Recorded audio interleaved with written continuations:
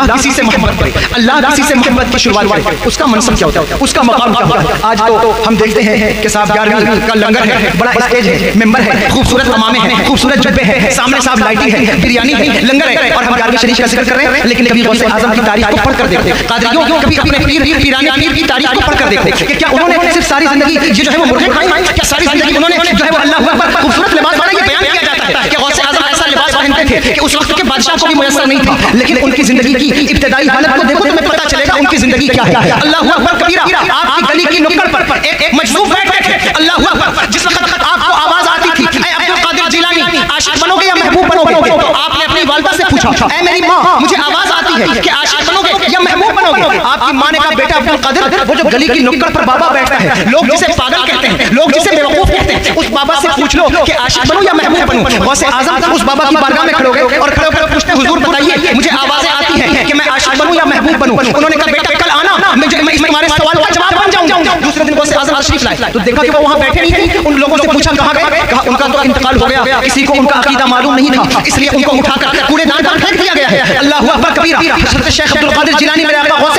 پاک ان کے سامنے کھڑے ہو کر کہتے ہیں کہ آپ کی لاش کو چیل اور کوے نوچ رہے ہیں, اور میری ماں کہتی ہے کہ آپ اللہ کے ولی ہیں, تو یہ آپ کا حشر کیوں ہو رہا ہے, یہ عمل آپ کے ساتھ کیوں ہو رہا ہے. وہ کہتے ہیں عبد القادر تم نے کل نہیں پوچھا تھا کہ عاشق بنو گے یا محبوب بنو گے, اگر عاشق بنو گے یہی حال ہوگا, عاشق بنو گے یہی حال ہوگا, نہ ساری زندگی کھانا ملے گا, نہ پانی ملے گا, نہ اللہ اکبر مرنے کے بعد کفن ملے گا, نہ قبر ملے گی. اگر عاشق بنو گے یہ حال ہوگا. میں کہتا ہوں عاشق نہ بننا محبوب بننا, عاشق نہ بننا محبوب بننا. لیکن قادریوں تمہارے پیر کی فضیلت بیان کرتا ہوں, اپنے پیر کی فضیلت بیان کرتا ہوں. اس جگہ میرا شیخ کھڑے ہو کر کہتا ہے اے اللہ کے ولی, میں تیری لاش کے سامنے قسم کھا کے کہتا ہوں اب تو عبد القادر عاشق ہی بنے گا, عاشق ہی بنے گا, عاشق ہی بنے گا. اور معلوم ہے عشق کی منزلوں پر 40 سال چلتے ہوئے اللہ اکبر تلوار کی دھار پر سری لنکا کا جنگل, یہ انڈیا کے بغل میں ہے نا, یہ میرے آقا غوث اعظم کی چلہ گاہیں یہاں تک ہے. فرماتے ہیں 40 سال عشاء کے وضو سے فجر کی نماز ادا کرتا رہا. اللہ اکبر. سردیوں کی ٹھنڈی راتیں ہیں, دریائے دجلہ کا پانی ہے, شیطان کا حملہ ہے, ایک ایک رات میں 70 مرتبہ غسل کر کے ایک پیر پہ کھڑے ہو قرآن کی تلاوت اور جو ہے وہ عشاء کے وضو سے فجر کی نماز ہے. 15 دن کھانے کو کھانا نہیں, پینے کو پانی نہیں. آپ بریانی اور لنگر کی بات کرنے والوں, کبھی غوث اعظم کا مجاہدہ دیکھو, کبھی کبھی کے کھنڈرات میں, کبھی بیداد کے جنگلات میں, کبھی دجلہ کا کنارہ ہے.